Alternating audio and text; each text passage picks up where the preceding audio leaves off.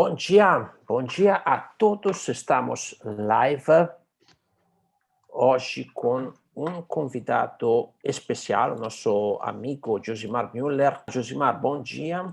Bom dia. Bom dia para o Brasil, né? Para o Brasil. Josimar, que está na Itália, gente.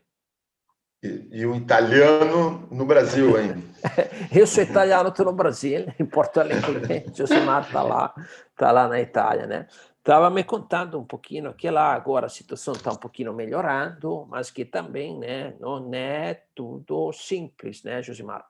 Não, a situação aqui ela está bem melhor depois de um período difícil que todos sabem que aqui final de novembro, dezembro, janeiro é um período de inverno e onde a curva da pandemia voltou pós-verão da Europa, né? Então começou os casos a crescer novamente lá final de setembro, outubro, teve o seu ápice lá em início de dezembro, aqui na Itália com 840 mortes aproximadamente. Hoje nós estamos com abaixo de 300 mortes por dia, né? Mas está todo o sistema sempre muito controlado, com o lockdown.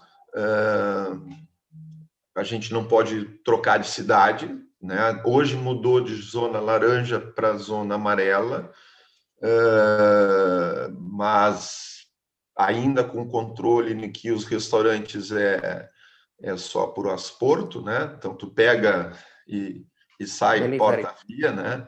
Sai para comer fora, não se pode sentar e comer, coisa que os italianos gostam muito, né? De sentar o café, ficar deve ser um pavor isso aí, né? Porque o pessoal ter que não poder sentar para, né, tomar um café ou para conversar, para comer na refeição deve ser uma tortura, eu imagino. Mas eu acho que essa segunda onda aqui veio para um grande aprendizado, que eu acho que o principal recado para nós brasileiros aí é o que nós não fizemos agora. Nós precisamos ter o distanciamento social, nós precisamos usar as máscaras, né? A gente precisa se proteger e com isso a gente vai estar protegendo os nossos amigos, as pessoas de casa, enfim, a todas as pessoas da sociedade. Não existe outra fórmula mágica. Até que a vacina seja por completo a imunização, não existe outra fórmula mágica. E ainda é discutível a vacina, né? Ainda está-se nessa discussão aqui de novas cepas. Acho que a grande notícia do Brasil, talvez eu vejo aqui, é que aqui nós estamos com 3 laboratórios, praticamente 2. A vacinação aqui ela está mais lenta do que o Brasil, porque aqui tem uma população de idosos bem maior, então, e menor laboratórios, menos laboratórios vacinando. No Brasil, acho que tem mais recursos nesse momento de vacinação. Sim. Então, se essa é tiver a a esperança. vacina, acho que eles vão rápido, sim.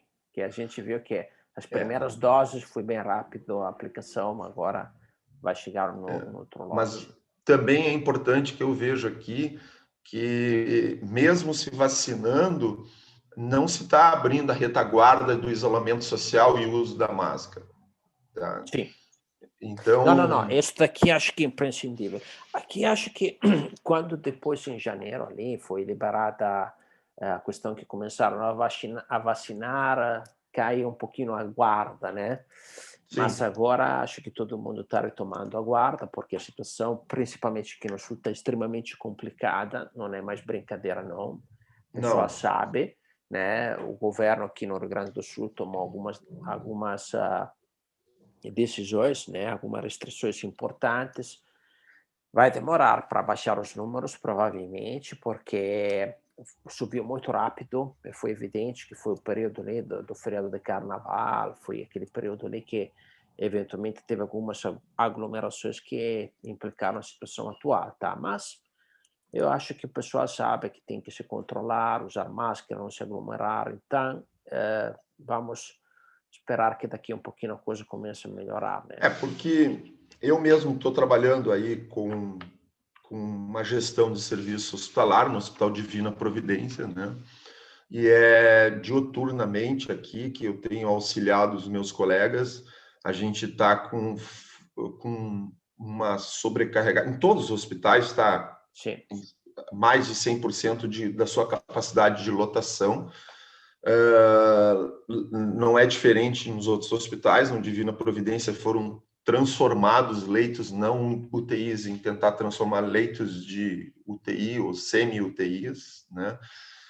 Ontem, por exemplo, pessoal que tinha que estar saindo às 10 da noite só conseguiram sair às 2 da madrugada.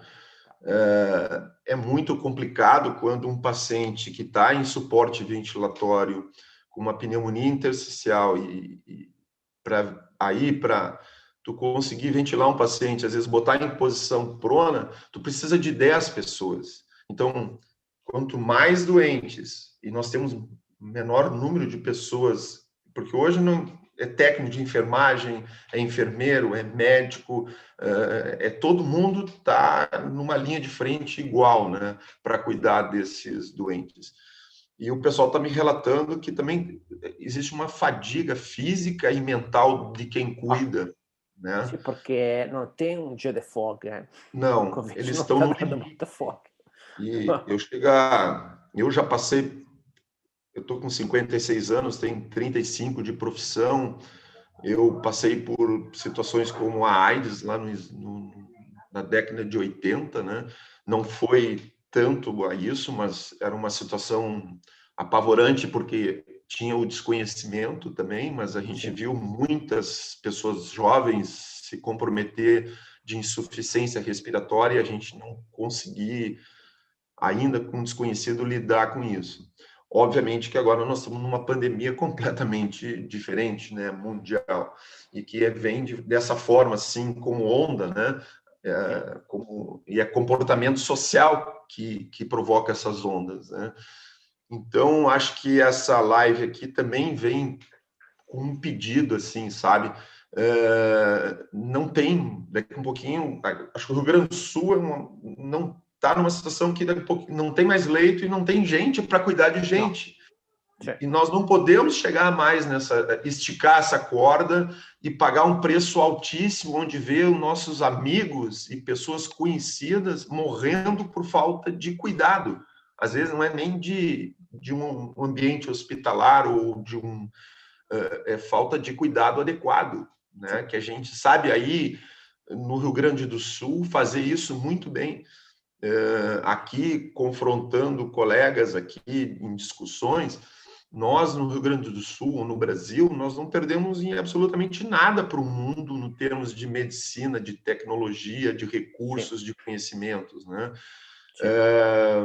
Os fisioterapeutas aqui, eu vejo que que na Itália são um número menor de fisioterapeutas, né? É mais restrito bem mais restrito. Entrada na faculdade e a saída da faculdade. Durissimo. Ti do un esempio, tá? Universidade de Ferrara, Universidade de Bolonha. Sim. Vagas para fisioterapia, 12. E as experiências são poucas. Eu tenho mais tempo de formado do que a Itália em termos de formação de fisioterapia. Sim. Né? Então, a gente tem muito a acrescentar aqui para os italianos, conhecimento. E a Itália tem muita tecnologia para a gente poder trocar, como a Europa inteira, né? Então, isso é interessante. E a gente vê que essa troca de experiências dá um bom aprendizado, obviamente, né? O Josimar, né, ele está na Itália já há alguns meses, porque ele está acompanhando também a carreira profissional dos filhos lá, que estão jogando futebol na Itália, né? E no mesmo tempo ele criou um projeto de acompanhamento aqui no Brasil, né, no Hospital Divina Providência aqui em Porto Alegre, mas ele faz já um bom tempo que trabalha com atendimento domiciliar especializados em idosos, tá? E aí, quando veio a pandemia, ele já tinha o seu protocolo de atendimento domiciliar e teve né, que agregar a este protocolo para idosos também um atendimento para pacientes com Covid. Também porque teve um Sim, teu conhecido que já sim. logo no começo teve que encarar Eu este estava tipo no de Brasil reabilitação, né? em março de 2020. Eu retornei da Itália em fevereiro, estava no Brasil. Na Itália começou dia 18, acho que foi na Lombardia o primeiro caso chinês, e que é onde na Lombardia começou todo o surto e muito rapidamente, em 15 dias. Eu me lembro ainda do prefeito de Milão que comentou que não ia fechar os bares, né? Mas Depois um dia fechou tudo. teve que fechar tudo porque o número Sim. de mortes foi absurdo em uma Não, não semana. vamos fechar nada. Passou um dia, gente, temos que fechar, Tem que senão fechar aqui. tudo. Ele se autoconvenceu porque o número de mortes era absurdo. Aí Aham. eu já estava no Brasil, também surpreso com tudo e agradecido, mas muito preocupado porque meus filhos estavam aqui. Mas aqui fechou tudo, né? Meus filhos ficaram trancados dentro de um apartamento, isso me deixou muito ansioso. Aqui, para ir ao supermercado, tinha que fazer uma autodescrição de valor, né? Eu estou indo no supermercado. E se a polícia te parava, você tinha que entregar o recibo do supermercado, e se por acaso a tua autodeclaração não era verdadeira, são 400 euros de multa, Sim, né? Então, com esse comportamento é que se conseguiu controlar epidemiologicamente a evolução do vírus, né? sim. Eu aí no Brasil, a minha história, então, como o Christian estava contando, eu trabalho com idosos e fazendo reabilitação, e tive um amigo meu com 72 anos acometido pelo SARS-CoV-2, e nesse momento ele evoluiu rapidamente nos sintomas de dispneia, falta de ar, e foi para a UTI. Na UTI decidiram sedá-lo e levá-lo à ventilação mecânica invasiva. E ele permaneceu por aproximadamente 55, 60 dias nessas circunstâncias.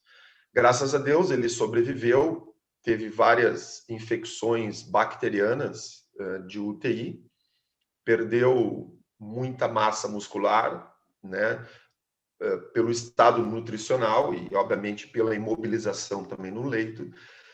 Conseguiu ter alta da UTI, evoluiu para o quarto com uma traqueostomia e rapidamente evoluiu para casa, porque era um momento final de março, início de abril. Acho que começou o pico em Porto Alegre, no Brasil todo, de novos casos da primeira onda. Sim. E ali começou a minha primeira experiência. Essa experiência até foi relatada recentemente numa reportagem pela Globo, onde esse nosso paciente apresentava limitações bem importantes, motoras, né, e cognitivas também. Muito dava para se entender das medicações sedativas de UTI, da parte cognitiva, né, que nós tivemos que fazer muito exercício mental com ele, trazendo o passado para o presente, né. Acho que ele teve uma grande vantagem por ser também engenheiro, por ter capacidade boa da sua utilização, de prática de utilização cerebral, né? Muitas limitações de mobilidade por estar restrito ao leito no UTI. Então, ombro congelado, a região coxo-femoral congelada, aderido, difícil de mobilizar, quando se mobilizava com muita dor.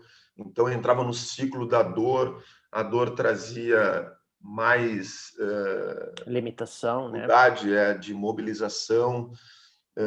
Aí eu tive que chamar uma outra colega que hoje continua trabalhando comigo, que é a Carla Paixão, para a gente poder distribuir as fisioterapias ao longo do dia, onde eu trabalhava mais a parte do condicionamento cardiovascular e ela trabalhava a parte de mobilização articular, para poder me liberar essas articulações para ir acrescentando nos exercícios de ganho de força e resistência muscular, né? E a FINSE foi construindo com ele um programa de reabilitação que durou 4 meses em casa, né? E a gente daí, à medida também que foi se estabilizando e foi se abrindo as academias, ele foi podendo ir para uma academia, até para poder trabalhar mais a parte emocional dele, de relacionamento social, que também estava sendo bem afetado, que é a parte emocional, que é a depressão. Bah. Essa foi uma das experiências. E a partir daí, eu tive 10 experiências novas, né, com pacientes de 40 a 80 anos, né? Alguns com mais comprometimento pulmonar, mas 100% deles com comprometimento muscular, né? É. Com Isso fadiga e daqui, perda de esse massa daqui muscular. antes da live eu estava comentando, estava falando um pouquinho com o Josimar, né, antes de começar. E aí, Josimar, dois aspectos que tu me comentou muito importantes sobre isso, né? O primeiro é a imobilização dentro da UTI Sim, ou no hospital em geral que afeta, né? E a outra coisa é justamente o comportamento do vírus, do né? vírus. É, Tá, é que o isso vírus, daqui é um aspecto bem interessante. o SARS-CoV-2, ele se liga num sistema chamado renina-angiotensina, tá? Principalmente num peptídeo que é angiotensina 2, o vírus se liga a ele e é ali que ele consegue penetrar nas nossas células respiratórias e há um desequilíbrio desse sistema RAS, renina-angiotensina, que é um sistema que controla também, faz a regulagem do nosso sistema cardiovascular, da massa muscular, das funções de órgãos e sistemas. Então, isso promove, para alguns, que é o que a gente não entende ainda, por que para alguns faz uma desregulagem grave desses sistemas, né? E provocando para aí de 5 a 10% uma pneumonia intersticial grave, precisando de ventilação mecânica invasiva, para outros nem tantos, e para outros, graças a Deus, quase que nada, né? Sim. Então, o que nós estamos falando aqui é a necessidade de reabilitação para pacientes graves, né? Ou não tão graves, que precisaram de hospitalizações, que a primeira fase da hospitalização, na fase aguda, muitos desses pacientes de 5 a 10% vão precisar de uma unidade de terapia intensiva. Outros vão ficar numa unidade de internação com uso de oxigênio e ventilação mecânica não invasiva, né? Mas todos esses pacientes que estão acometidos por uma pneumonia intersticial, essa pneumonia, a gente acompanhando a tomografia, às vezes leva de 3 a 5 meses para que haja redução dos sinais dessa tomografia, que é os sinais de vidro fosco, né? E das microtelectasias. E aí tem que se trabalhar a fisioterapia intensiva. A Sim. gente trabalha isso com sistema de pressão positiva, com CPAP, um BIPAP, em diferentes posições de exercícios respiratórios diafragmáticos, principalmente posições prona, porque tem um acometimento mais na região posterior do pulmão, e tu tem que trabalhar essa mobilidade da caixa torácica para evitar essas atelectasias.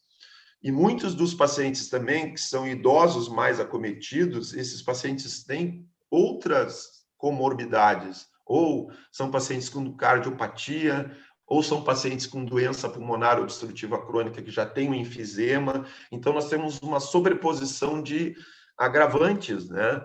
E aí nós temos que a fisioterapia entra nesse aspecto para proteger essa pós período da doença do COVID, né, para que não tenha sequelas. Tá? Tá? Dois elementos que tu tem que trabalhar em paralelo, tanto a parte respiratória e cardíaca, Sim. quanto a parte de mobilidade e a parte mais esquelética, né, a parte muscular, Sim. que eles perderam, né, massa muscular, eles ficaram né? Com o vírus também, ele interfere sobre isso diretamente, né? Diretamente. E a parte afeta muito a parte cognitiva, emocional, sabe? Até hoje, aí é uma questão, tem as suas particularidades, né? Cada indivíduo é um indivíduo e tem que ser tratado diferente, né? Sim. Alguns pacientes ainda precisam de um suporte emocional, porque ele passou por uma experiência de quase morte e a gente tem que, dentro do programa de atividade física ou de reabilitação física, ajudar com suporte emocional a esses pacientes. Alguns tiveram também perdas de familiares, então a sua experiência de quase morte, somada à perda de familiares, gera hoje um quadro depressivo e coloca eles numa expectativa negativa da vida, né? E isso também é outra coisa, Christian, que eu acho que é uma coisa importante que deveria ser pensado: quem cuida de quem cuida, a redundância da palavra, sabe? Nós, profissionais da saúde, inclusive a ti que está ligado a isso diretamente, nós temos que ter uma estrutura emocional. Ontem eu conversando com uma colega minha da UTI do Divina, ela estava assim chorando e relatando o cansaço. E eu estava cuidando dela aqui, né? Então eu estou me propondo nessa fase a cuidar também dos meus colegas. É o que eu posso fazer a 12 mil quilômetros de distância. Então a gente, até o Alexandre Doval, que é um grande amigo meu, fisioterapeuta, colocou no seu Facebook uma palavra assim: quem está disposto a cuidar. Então, a gente lá, as primeiras 12 pessoas, a gente clicou e estamos nos distribuindo a poder conversar com pessoas ou colegas, né? Isso é fantástico. Estão na UTI que não estão acostumados a conviver com a morte, sabe? Não é uma coisa, né? Não é uma coisa se tu não está acostumado, não é uma coisa simples de encarar, né? Não, nem quem está acostumado, a gente nunca se acostuma a conviver com a morte. Né? Escuta, então, Josimar, se alguém quer ter esse tipo de suporte, de conversa, que é um momento que sem dúvida pode dar uma força para o dia depois voltar a encarar a luta, né? Como é que eles podem fazer, Josimar, para ter esse tipo Olha, eu estou fazendo junto aos meus colegas do Divina Providência. Eu posso até usar a Kinetec, que é uma empresa que eu sei os teus valores da Roberta. De repente, a gente pode construir uma rede, entendeu? Que se disponibilizar tempos do dia para a gente poder conversar com colegas, porque eu estou vendo que esses colegas estão frágeis, são colegas jovens às vezes, né? A mim não me custaria nada essa solidariedade, seria até uma gratidão da minha experiência de vivência que eu tive com doenças crônicas, pacientes transplantados. Eu tive larga experiência de mais de 15 anos de crianças com doença crônica pulmonar, como fibrose cística, como transplante, como bronquiolite obliterante. Por ser fisioterapeuta, eu cuidei de pacientes 26 anos e perdi esse paciente que eu cuidei, né? Então, tu tem que tentar te preparar para a perda, né? Mas cada paciente que tu perde é um pedaço de ti que vai na tua história, né? Então, obviamente que os mais velhos não é que sejam mais sábios, mas a gente acaba adquirindo uma estrutura melhor, né? E essa estrutura de conhecimento, eu acho que nesse momento no que eu puder ajudar, eu ofereço. E assim como eu estou ali nos meus colegas do Divina e com o Alexandre Doval, que é um colega que tomou pessoalmente uma iniciativa, a gente está disposto a conversar com as pessoas, simplesmente conversar. Isso, quando se conversa, se troca ideias, ajuda, alivia um pouco a tensão e o quadro emocional, né, nesse momento. Ok. Ótimo, obrigado pela disponibilidade, Josimar. Nós vamos divulgar esta coisa, né? Eu Não sabia que tu tinha essa iniciativa aqui. Eu acho fantástica. Porque criar um canal, entendeu? Onde as pessoas possam se encontrar e se comunicar. Isso hoje em dia é muito fácil, né? Pela rede. Eu acho que sinto muito por falar, mas estamos na metade do caminho, né? Estamos na Sim, metade. Até sim. que a vacina realmente não chega àquele patamar que vai Sim. criar aquela diminuição drástica de casos, É. temos ainda uma Na jornada minha grande. realidade, hoje, eu estou vivendo uma história um pouquinho contrário, né? Hum, Aqui na Europa, a gente está diminuindo os casos, né? Sim, De forma drástica, é importante. Isso dá para ver a sensação de felicidade das pessoas, até mesmo chegando a primavera. Espero que essa sensação de felicidade de um longo período de lockdown, as pessoas não voltem a aglomerar.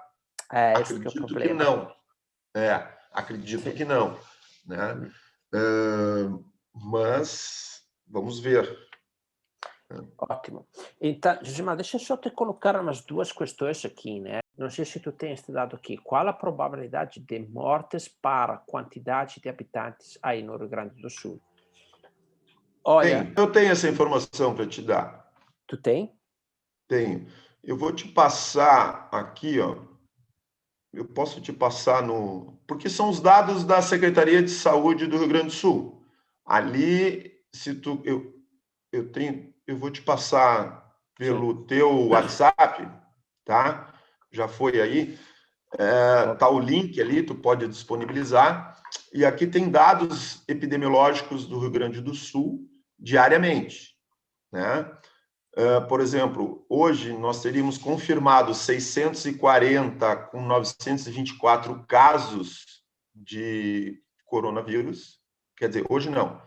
Até o dia 28, às 0h15 da noite. Sì, até Tá? ontem à noite. É. Sì, Com uma incidência alta de 5.633 casos a cada 100 mil 100.000 habitantes. habitantes. Era esta a informação, acho, né? Tá? No, Com ele uma queria mortalidade de dos mortos. 108,9 a cada 100 mil. Então, uma letalidade. 108,9, eh, Júnior Maratona, é 108,9 É, a mortalidade a cada 100.000 isso. habitantes que nós Já temos estamos aqui. com 12.392 óbitos, né? É, E a taxa de ocupação em torno de 100%, quase, né? sim. Dados bastante complicados, né? Agora, aqui, toda a região sul, né? Santa Catarina também acho que está com números próximos É. disso. E Paraná, não sei se, o se, que se me chamou a está. atenção é que É, lá no começo da pandemia parece que o sexo feminino não era tão acometido quanto o sexo masculino. Agora o sexo feminino ele está com 54% de acometimentos de casos confirmados. sim. É, e a curva é interessante, né? A curva aqui está dando um aumento, né?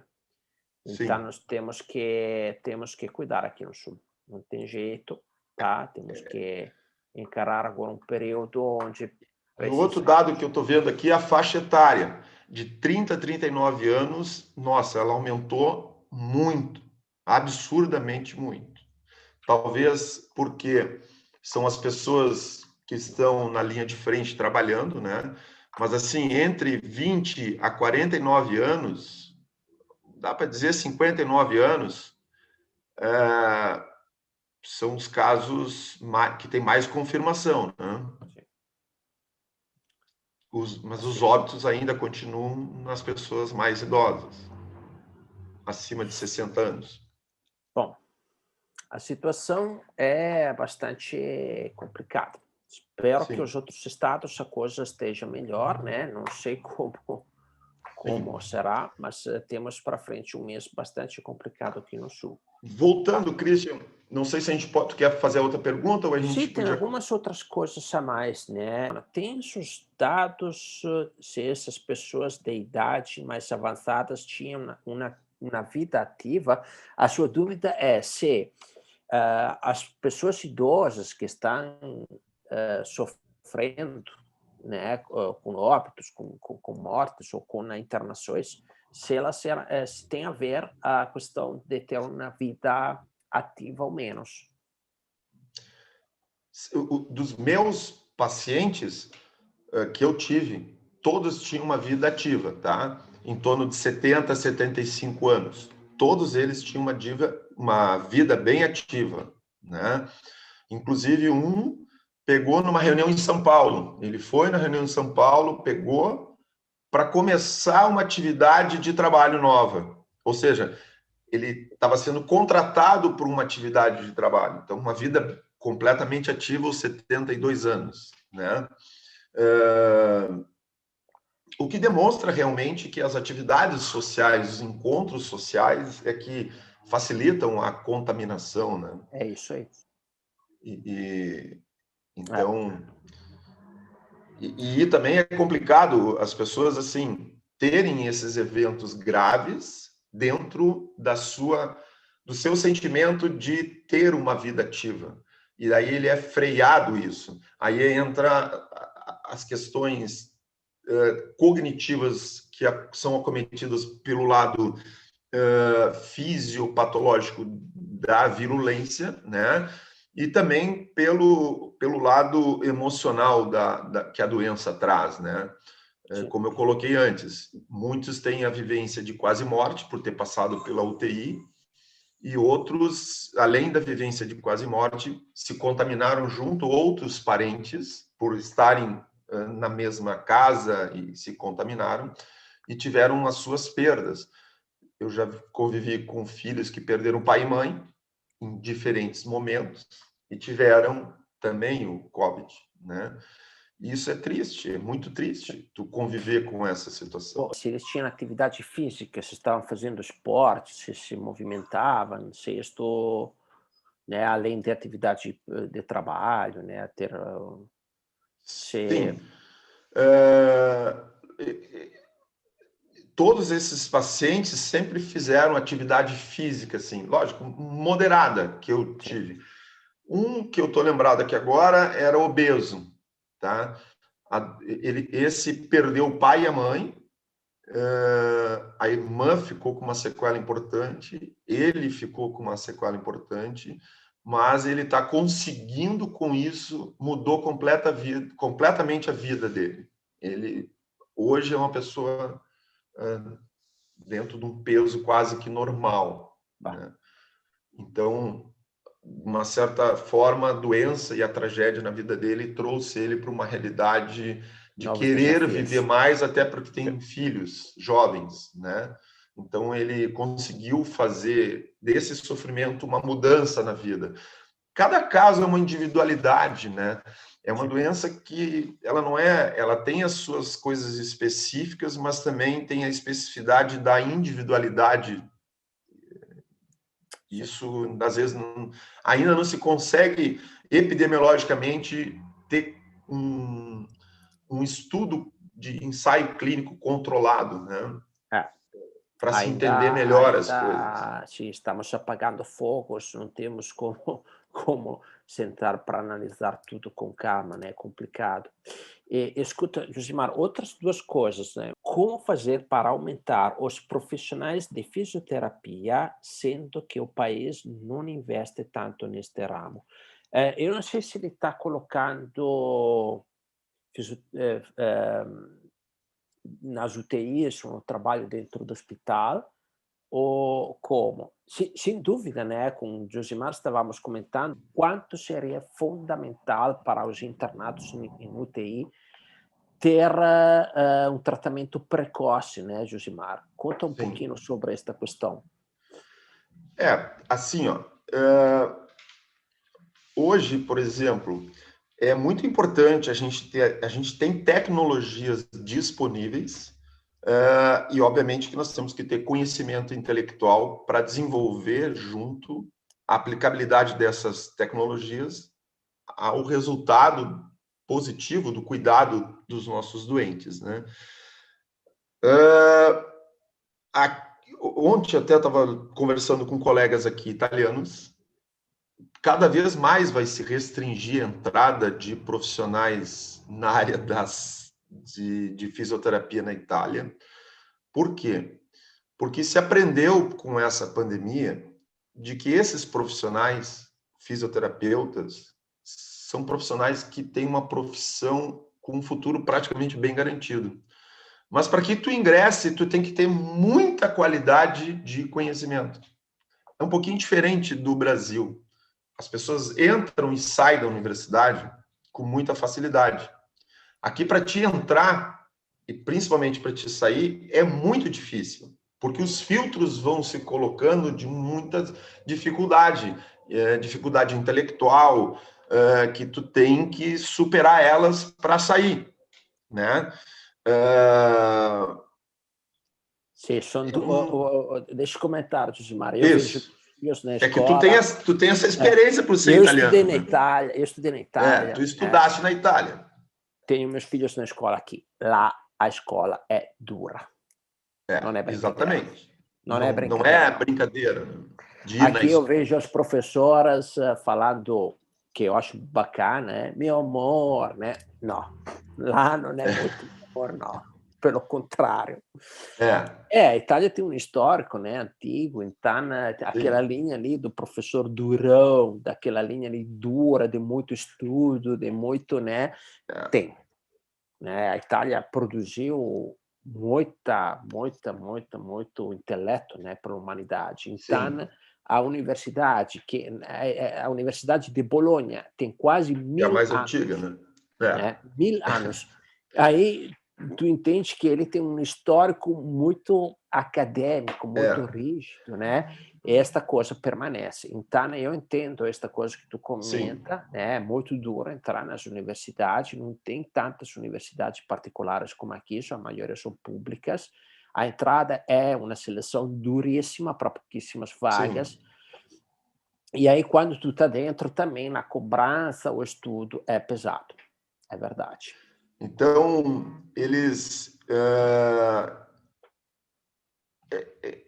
eu estou muito feliz, assim, nesse momento da minha vida, particularmente, se eu tirasse toda a pandemia, eu estaria muito mais feliz ainda. Porque eu consigo ver esse comparativo que tu acabou de comentar hoje, né? Eu vivi 35 anos dentro da Santa Casa e do Hospital Moinhos de Vento.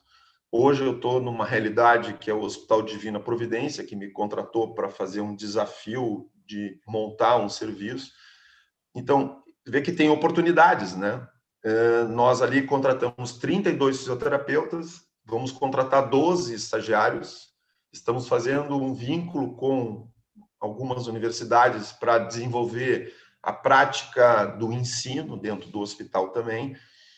E, obviamente, que essa minha experiência aqui e a experiência de vida que eu tenho aí, quem me conhece e foi meu aluno e meu estagiário sabe que eu também sou exigente, né? Ser duro não significa que tu quer mal às pessoas, mas a gente está diante de cuidar de pessoas, a gente tem uma responsabilidade muito grande. E toda de conhecimento de todas as áreas que tu adquirir, que tu puder transferir esse teu conhecimento, a tua experiência para o cuidado de pessoas, óbvio que é extremamente importante, né?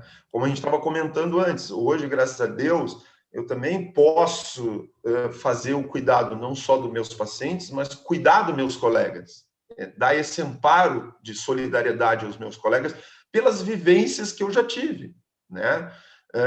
De nada adiantaria na minha vida eu ter esse conhecimento comigo se eu não puder fazer essa troca com os meus colegas e ter essa ressonância que é a multiplicação de cuidados.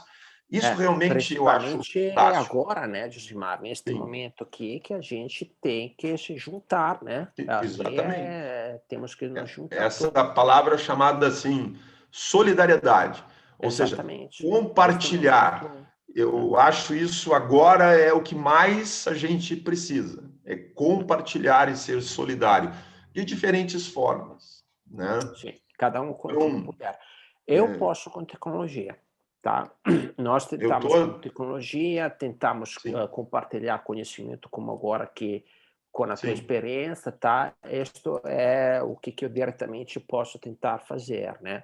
Claro. Falando E disso, eu estou disponível, mesmo depois da live, se alguém quiser lá nos mais recantos cantos do Rio Grande, lá no Alegrete, onde eu me criei, que eu tenho uma saudades enorme.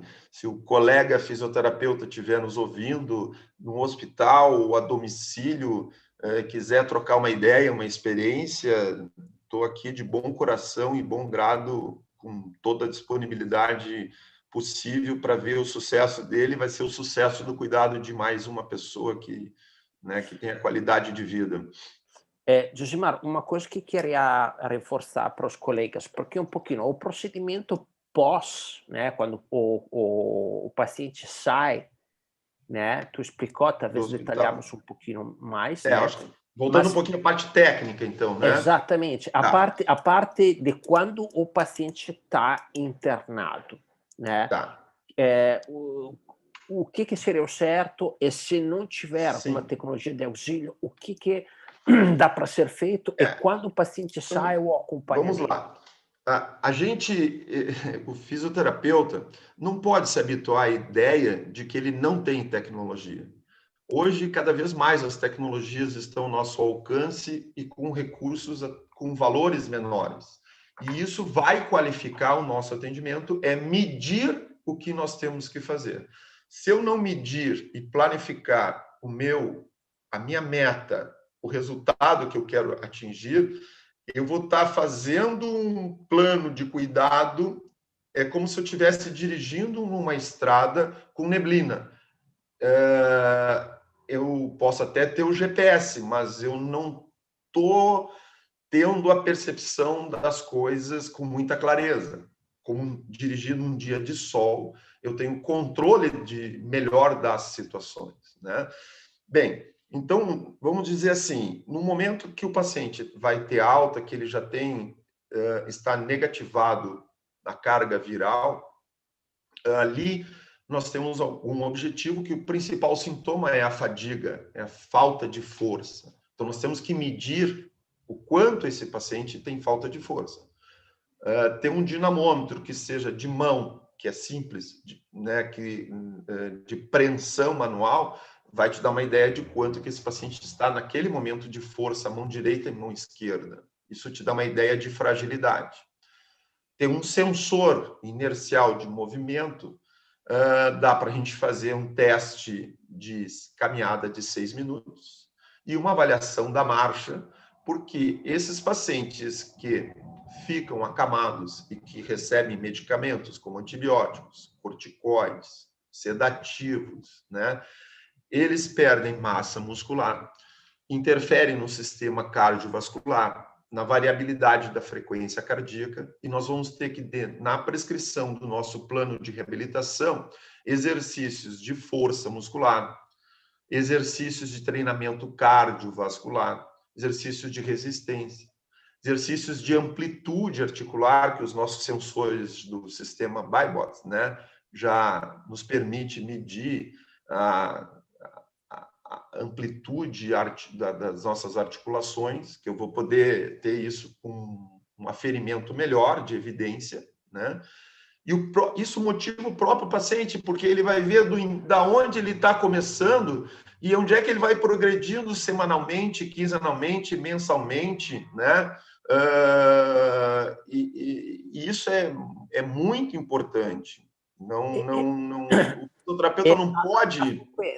Josimar, que frequência semanal tu dá para isso? Como tu... Bom, vou dar um exemplo prático, tá? Pacientes, assim, ó, um exemplo bem prático que me ocorreu. Teste de banco, senta e levanta 1 minuto. Paciente usando oxigênio, saiu do hospital, chegou em casa.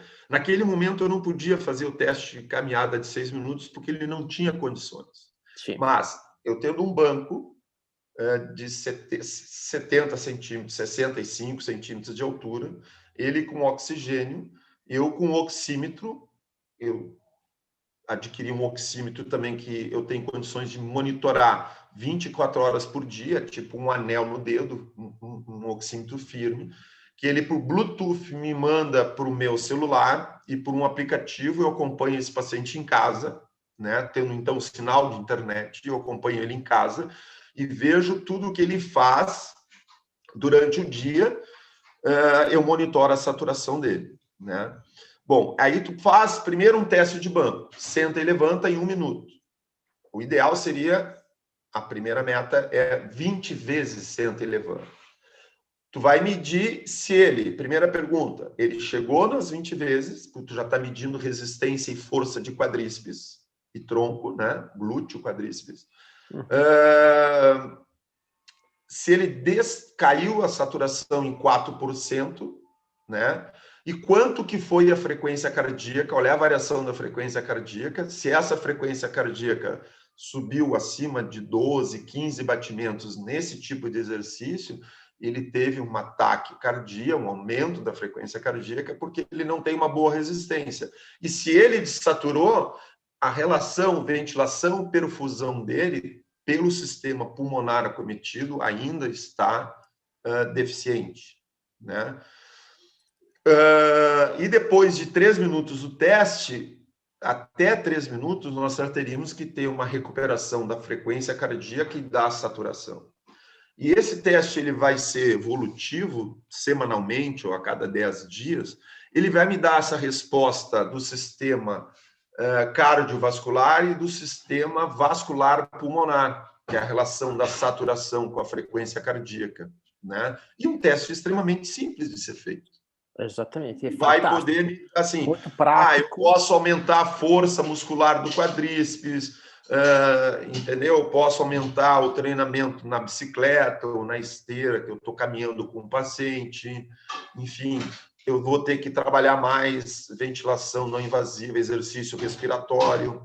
E aí depois tu vai evoluindo com outros testes, tipo aquele de caminhada de 6 aí eu vou evoluindo com o teste de caminhada de 6 minutos, Sim. O teste de marcha com o sensor inercial do ByBots eu já faço no começo, porque daí ele tem uma marcha livre, e eu já Sim. vou poder ver ali quais são as alterações de marcha que eu tenho que fazer, os exercícios específicos para melhorar a eficiência dessa marcha, né? Então, tu tendo uma evolução ali dos teus pacientes com dados que tu vai comprovar, isto, né, que impacto dá, Josimar, para o paciente? Ver, além de sentir-se melhor, ver também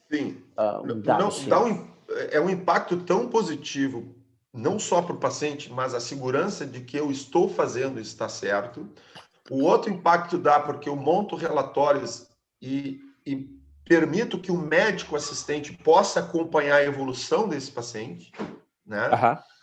O paciente aprende ele mesmo a se monitorar e saber quando que ele pode trabalhar, quando que ele pode descansar no seu dia a dia. Uma conscientização, né? Sim. É importante também para ele, porque o principal sintoma é fadiga, né?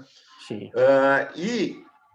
Eu vou construindo a minha estatística pessoal e profissional. Então, o exemplo de 1, 2 pacientes, eu vou aprendendo com outro e vou aplicando esse meu conhecimento que eu estou vendo através de evidências dos meus números para melhorar o meu atendimento para o próximo paciente, né?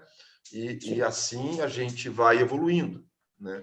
Ao ponto de dar um exemplo assim. Conscientização ali sobre o dado, né? Esta conscientização ali sobre o dado, eu tinha um exemplo nada a ver, mas que eu acho que vale a pena, porque assim, se a pessoa aprende a sentir relacionado, por exemplo, a uma oximetria ou na batida cardíaca, aprende a sensação do corpo relacionada a um dado. Sim, tá? Educar o paciente, né? Fazer uma educação ao paciente. Exatamente, tem uma eficácia brutal. Vou te dar um exemplo bem simples.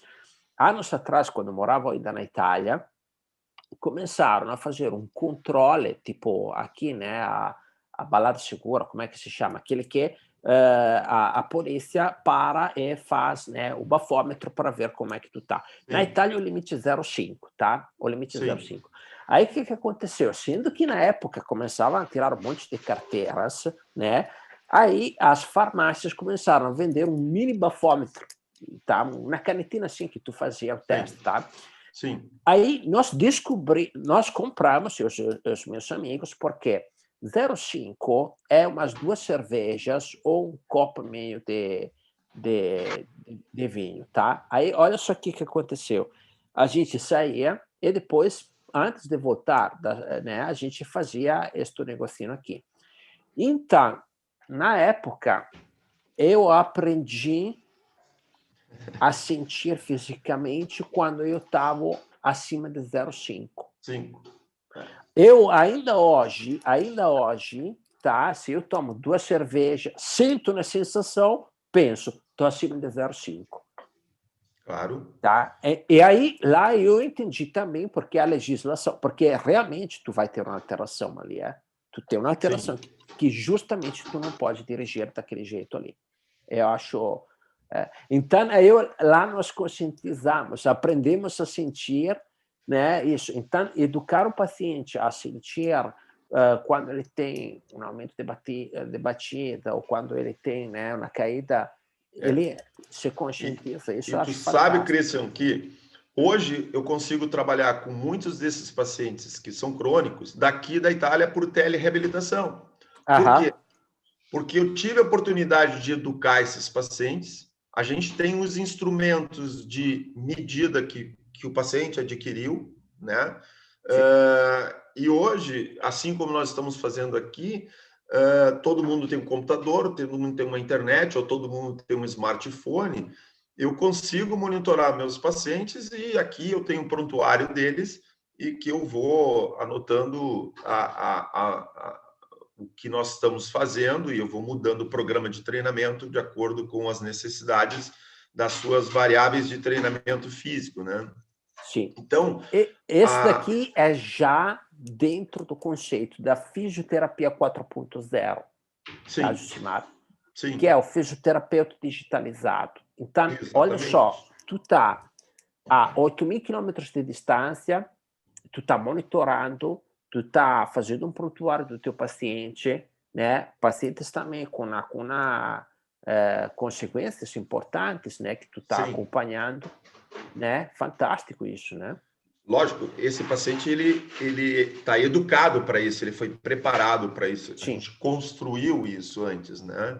Não é assim. E Quando meus isso pacientes. vai de acordo com aquela necessidade de ter um fisioterapeuta com uma preparação que, Sim, por exemplo, a Itália está exigindo hoje, sim, que sim. provavelmente aqui também vai ter, né? É. E tu mesmo pode falar desses programas de medicina de telereabilitação hoje, né? Sim, Melhor sim, do que nós eu. faremos vai começar um conceito novo de telemedicina. Dia 6 na Itália vai lançar, mais para Isso, frente lançaremos também aqui no Brasil, né? Primeiro, eu sim. prefiro que eles validam bem lá o negócio, depois Eu eu tô não aqui quero do ter lado, muitas... né? Eu tô a 200 quilômetros desse conceito aqui, Sim, né? sim. Mas tô acompanhando aqui também isso Uhum. e me sinto dentro, surfando a onda correta do Sim, momento da fisioterapia ou da sim, medicina, né? sim, Porque esse é o caminho hoje, é um dos caminhos importantes, né, de sim. cuidado de pacientes. Então, da forma que tu tem instrumentos de medida, e hoje a gente tem a biomedicina e a tecnologia na medicina, com sensores, com nanotecnologia, que nos disponibilizam muito. Eu mesmo adquiri agora um aparelho que é um aparelho de pressão arterial e eletrocardiograma, onde eu vou disponibilizar para o meu paciente aí, e eu daqui vou monitorar o exercício através do Bluetooth e enviado de dados. Eu vou estar vendo ele fazer aqui no meu celular, eu vou estar vendo ele no computador, no meu celular vendo a frequência cardíaca, a variação e o traçado do eletrocardiograma do exercício, Incrível, né? colocando um sensorzinho no tórax, entendeu? Então, eu sei o quanto que ele pode estar fazendo de esforço, se ele está fazendo alguma arritmia ou não, né? E esse é um paciente que eu estou disponibilizando para ele. Ele realmente não pode sair de casa, porque ele já teve um AVC, ele é um paciente que está sobrepeso, ele é diabético, ou seja, é um paciente que está com 70 anos que não pode pegar a doença, porque provavelmente, se pegar a doença, poderá ter um risco. Ele já é um paciente revascularizado, é um Sim. paciente que pode ter um risco agravante, né? E aí, aqui, pegamos o guincho daquela live que fizemos quase um ano atrás, onde tu sim, falaste do problema dos idosos no período de Covid ficar em em casa. casa. E aí perder mobilidade, perder É, força, perder toda esta coisa. exatamente.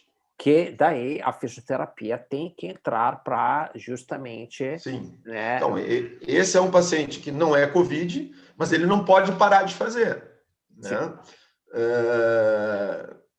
Aí a questão entra toda do fisioterapeuta, às vezes assim, eu tive que aprender vários sistemas de comunicação até pelo computador, que eu tive que ensinar os pacientes, né? sim, Como eles têm até dificuldade, onde ligar o computador,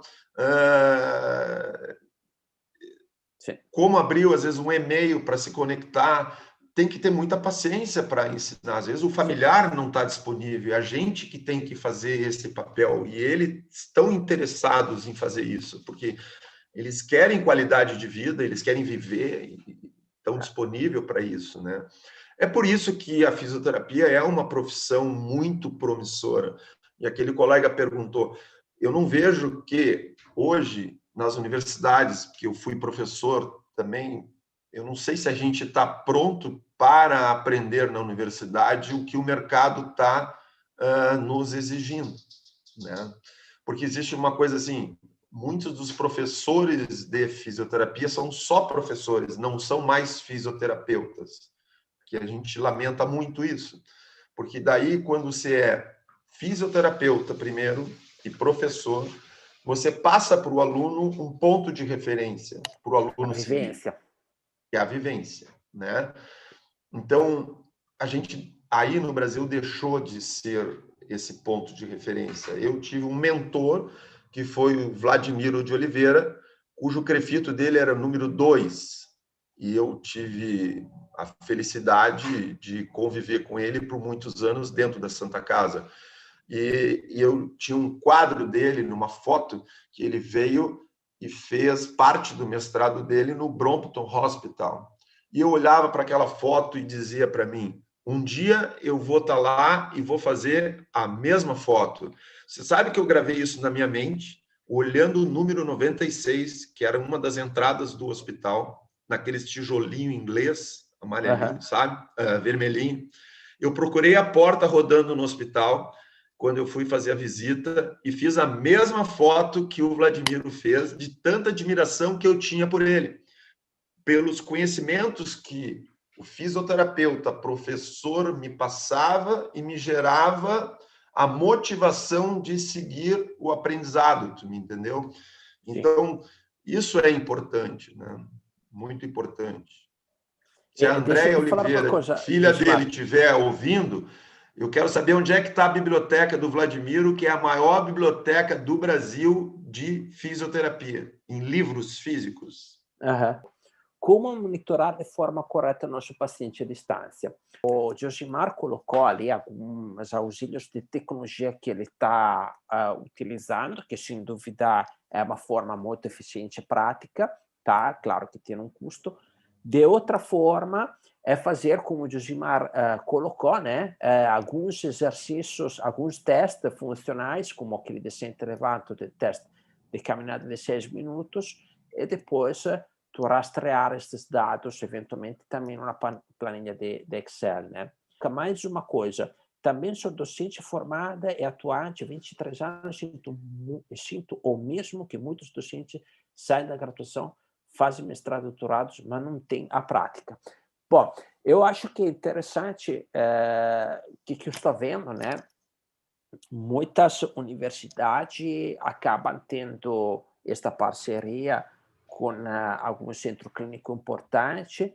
Acho que ali tem que ter a vivência do professor também, né? Seria interessante, né, ali, Josimar? Tem que cuidar, assim, às vezes, assim, tem que fazer um pós-graduação, uma especialização, mestrado, doutorado, mas que não caia naquela coisa comercial, assim, onde seguidamente eu vejo colegas que trabalharam e estão trabalhando por necessidade, têm uma excelente prática. E aí, para evoluir dentro do hospital, o hospital exige, na sua avaliação de desempenho, que esse colega tenha um pós-graduação. Aí eles vão fazer aqueles pós-graduações para pós-graduação que é de final de semana.